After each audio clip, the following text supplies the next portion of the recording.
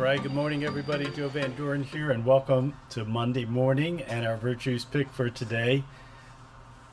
Today, we got the word responsibility, and I tell you what, that's a great word, and most families are very interested in their children growing up to be responsible. And so, let's read the description of responsibility, and then we'll talk about it a little bit and go from there. So, responsibility is the willingness to be accountable for our choices.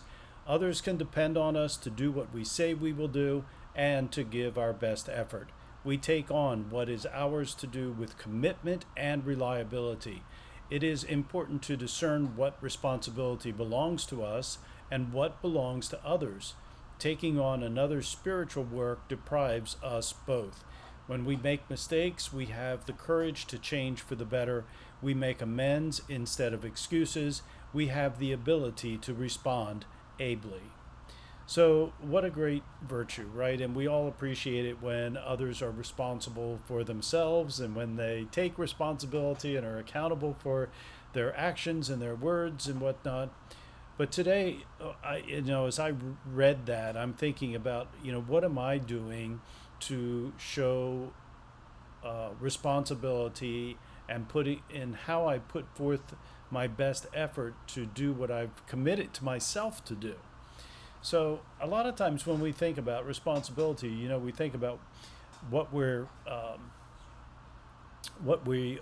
do in reaction to others or what we do for others.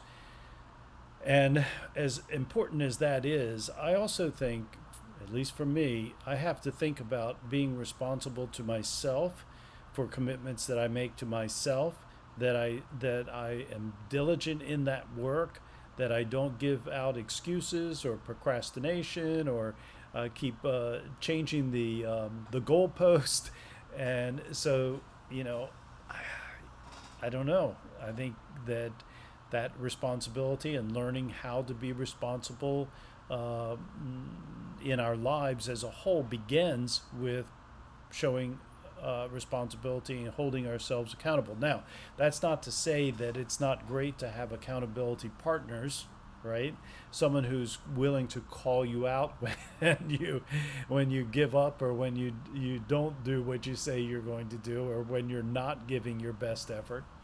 And so, I think that's a wonderful thing to have, is to help you develop it. And really, as parents, that's what we are, aren't we? Think about it. We have to, as a parent, we have to be careful that we don't take on the responsibilities of our children. So even young kids, when they're in school, they have responsibilities that are theirs.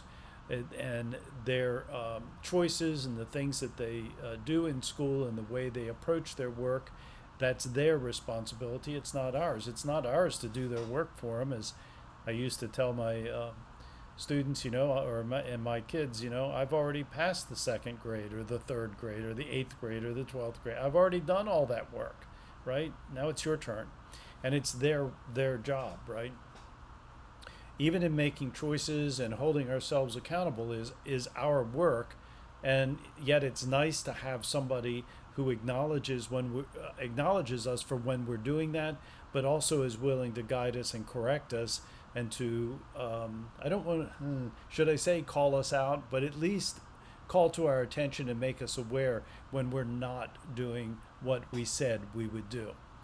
And so this whole idea of the personal responsibility to ourselves is one that I've been thinking about. How do we teach our kids? I think I touched on it just a little bit in that, if we're always doing for our kids, if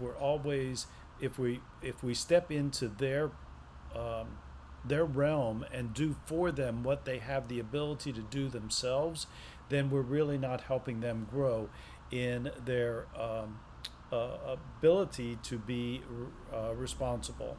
And one of the easiest ways to do that, I think, is just simply to ask them, the question, is that something that you're able to do yourself? Or, so, and it starts early. It starts early with, like, I don't know, tying your shoes.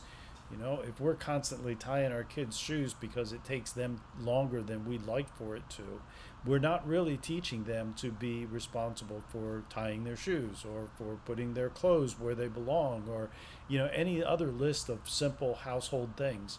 And so we want to focus on our part, being the parent and parenting, and focusing on clarifying the virtues in our family, and focus on our part by being responsible for guiding and for correcting and for acknowledging our kids. But we're not going to be responsible, or it's not effective parenting for us to take on our children's responsibility any more than, you know, at our job, where it's not our responsibility to take on other people's work.